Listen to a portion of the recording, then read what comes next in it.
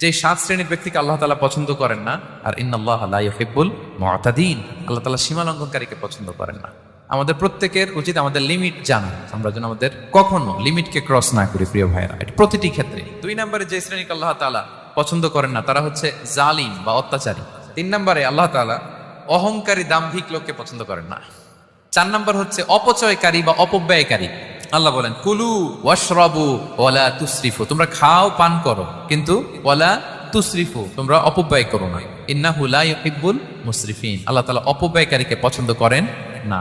5 number ইন্নাল্লাহা লা ইউহিব্বু মান কানা খাওয়ানান আসিমা, পাপী খেয়ানতকারীকে আল্লাহ পছন্দ করেন না। 6 নম্বরে হচ্ছে ফাসাদ সৃষ্টিকারী, বিশৃঙ্খলা সৃষ্টিকারী। সমাজে যারা বিশৃঙ্খলা সৃষ্টি করে তাদেরকে আল্লাহ পছন্দ করেন না। আল্লাহ বলেন ইন্নাল্লাহা লা ইউহিব্বুল মুফসিদিন, আল্লাহ তাআলা ফাসাদ সৃষ্টিকারীদেরকে কখনো পছন্দ করেন না। সব শেষ হচ্ছে মন্দ কথার প্রচারক। আমার ভাইয়েরা, আল্লাহ বলেন লা ইউহিব্বুল্লাহুল জাহরা বিসসুই মিনাল কওলি ইল্লা মান যুলিম ওয়া কানা আল্লাহু সামিআন আলিমা।